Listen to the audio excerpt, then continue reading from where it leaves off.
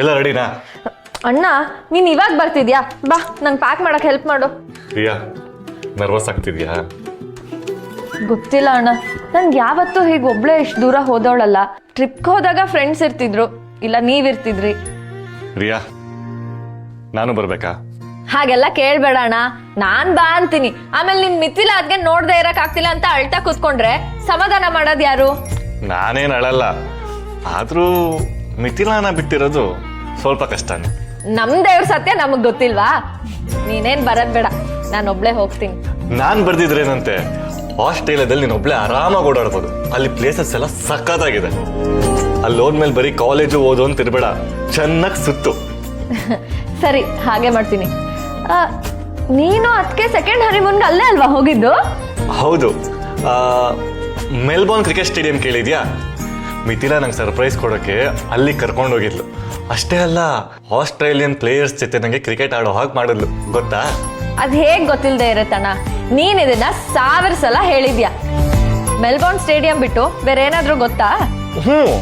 ಗೊತ್ತಿಲ್ಲದೆ ಏನು?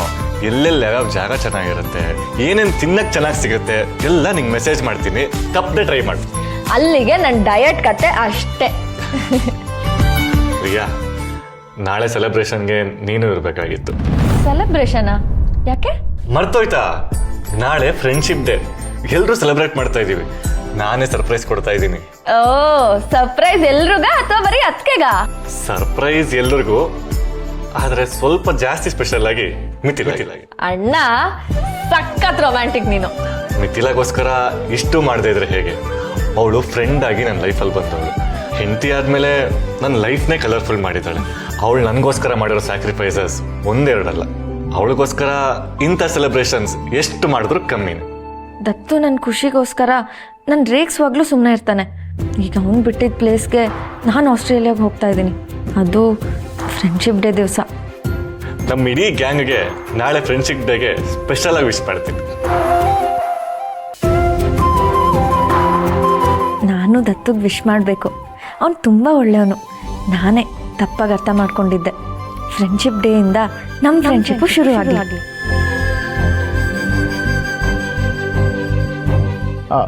ಮಿಥಿಲಾ, ದೊಡ್ಡಪ್ಪ, ನೀವೇನಿಲ್ಲಿ? ಪಾಂಡು, ನೀನು ಕರ್ಕೊಂಬಂದ್ಯಾ? ನಾನಲ್ಲ, ರಂಜಿತ್ ಸರ್.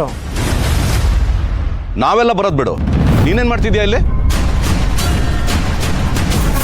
ವಿರಾಜ್, ನೀನು ಭಜನೆ ಎಲ್ಲ ಮಾಡ್ತಿದ್ದೆ, ಏನಾಗಿದೆ ನಿಂಗೆ? ಸರ್, ಈ ಜಗತ್ತಿನ ಮೋಹನೇ ಬೇಡ ಅಂತ ಎಲ್ಲನೂ ತ್ಯಾಗ ಮಾಡಕ್ಕೆ ಹೋಗ್ತಾ ಇಲ್ಲ ತಾನೇ?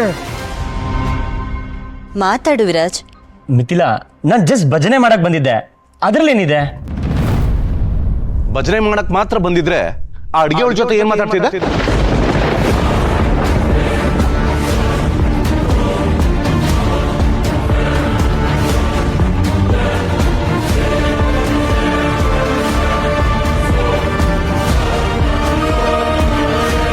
ವಿರಾಜ್, ನೀನು ಇಲ್ಲಿಗೆ ಒಬ್ಬನೇ ಬಂದಿರೋದಲ್ವಾ? ಅವನು ಒಬ್ನೇ ಬಂದಿಲ್ಲ, ನಾವೇ ನೋಡಿದ್ವಲ್ಲ ಆ ಅಡ್ಗೆ ಹುಡುಗಿ ಜೊತೆ ಮಾತಾಡೋದನ್ನ. ಹೇಳು, ಏನ್ ನಡೀತಾ ಇದೆ ಅಲ್ಲಿ?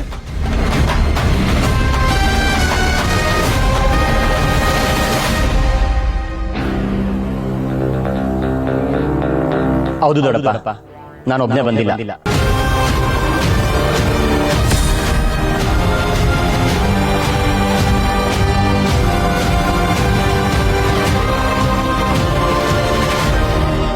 ವಿರಾಜ್, ಅವಳು ನಮ್ಮನೆ ಕೆಲ್ಸಕ್ಕೆ ಬರೋಕ್ಕಿಂತ ಮುಂಚೆ ನನಗೆ ಪರಿಚಯ. ಬರೀ ಅವಳು ಮಾತ್ರ ಅಲ್ಲ, ಅವ್ರ ಇಡೀ ಫ್ಯಾಮಿಲಿನೇ ನನಗೆ ಪರಿಚಯ. ಮಲ್ಲಿ ನನಗೆ ಬೆಸ್ಟ್ ಫ್ರೆಂಡ್.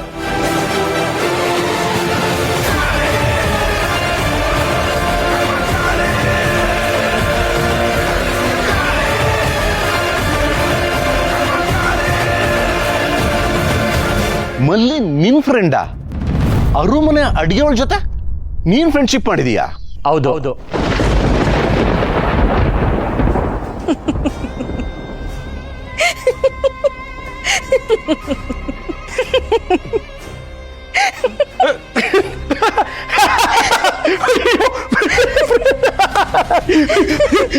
ಸೋ ಫನ್ನಿ ಅಲ್ವಾ ಮೇಡಮ್?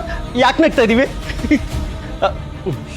ಅಲ್ಲ, ವಿರಾಜ್ ಇಷ್ಟೊಂದು ಸೀರಿಯಸ್ ವಿಷಯ ಹೇಳ್ತಾ ಇದ್ರೆ ನೀನ್ ನಗ್ತಾ ಇದೆಯಲ್ಲ ಮಿಥಿಲಾ, ಏನಾಗಿದೆ ನಿಂಗೆ?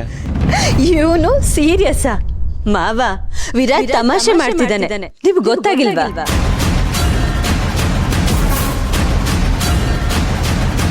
ಹೌದಾ? ಹಾಗಾದ್ರೆ ಮಲ್ಲಿನ್ ಫ್ರೆಂಡ್ ಅಂದಿದ್ದು? ವಿರಾಜ್, ಯಾಕೋ ಮಾವಂಗ್ ಪ್ರ್ಯಾಂಕ್ ಮಾಡ್ತಿದ್ಯಾ? ಮಾವ, ಅವನ್ ಪರ್ಸಿಂದಾನೆ ಅಲ್ವಾ ಮಲ್ಲಿ ಆಫೀಸಿಗೆ ಬಂದಿದ್ದು, ನಾನು ಅವಳನ್ನ ಕೆಲ್ಸಕ್ಕೆ ತಗೊಂಡಿದ್ದು. ಅದನ್ನ ಹಿಡ್ಕೊಂಡೆ ಅವನ್ ಕತೆ ಕಟ್ತಿದ್ದಾನೆ. ಅಯ್ಯೋ, ನಿನಗೆ ಗೊತ್ತಾಗೋಯ್ತಾ? ನಿಜಾನೂ ಆಗಿದ್ರೆ ಮಿಥಿಲಾ, ಈ ವಿರಾಜ್ ನಂಬೇಡ. ಮಾವ, ಮಲ್ಲಿ ವಿರಾಜ್ ಮೊದ್ಲೇ ಗೊತ್ತಿದ್ದಿದ್ರೆ ಪರ್ಸ್ನ ವಿರಾಜ್ ಅವಳ ಕೈಯಿಂದ ತಗೊಂಡ್ ಬರ್ತಿದ್ದ.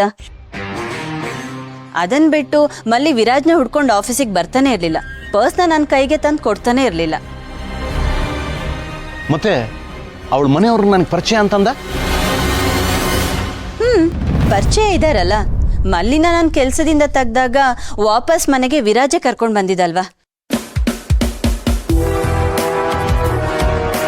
ಅದೇ ಮತ್ತೆ ನಾನೇ ಮಲ್ಲಿ ಮನೆಗೆ ವಿರಾಜ್ ಸರ್ನ ಕರ್ಕೊಂಡೋಗಿದ್ದು.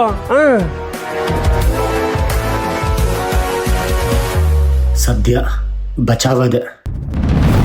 ಹಾಗಿದ್ರೆ ನೀ ಅಡುಗೆಗಳ ಜೊತೆ ಬಂದಿದ್ದಲ್ವಾ? ಸರ್, ವಿರಾಜ್ ಸರ್ ಬಂದ್ಮೇಲೆ ಮಲ್ಲಿ ದೇವಸ್ಥಾನಕ್ಕೆ ಬಂದಿದ್ದು. ನಾವೇ ಪಾರ್ಕಿಂಗಲ್ಲಿ ನೋಡಿದ್ವಲ್ಲ ಸರ್.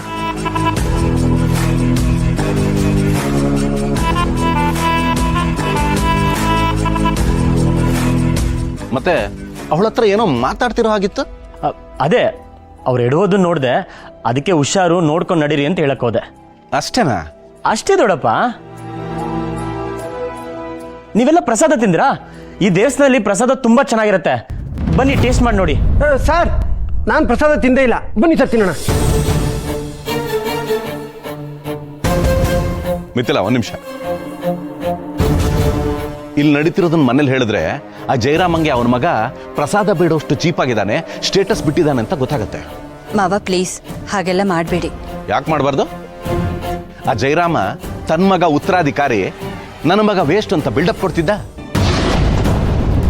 ಈಗ ಅವನ ಮಗ ವಿರಾಜು ಸ್ಟೇಟಸ್ ಬಿಟ್ಟಿದ್ದಾನೆ, ಆಧ್ಯಾತ್ಮ ಸೇರ್ತಾ ಇದ್ದಾನೆ ಅಂತ ಗೊತ್ತಾದ್ರೆ ಅವನು ಏನ್ ಮಾಡ್ತಾನೆ ನೋಡ್ಬೇಕು.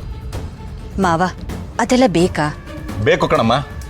ಹಾಗೆ ನೋಡಕ್ ಹೋದ್ರೆ ನನ್ನ ಮಗನಿಂದ ಈ ಕಂಪ್ನಿ ನಡ್ಸಕ್ಕೆ ನಿನ್ನಂತ ಸ್ಮಾರ್ಟ್ ಸೊಸೆ ಸಿಕ್ಕಿದ್ದಾಳೆ.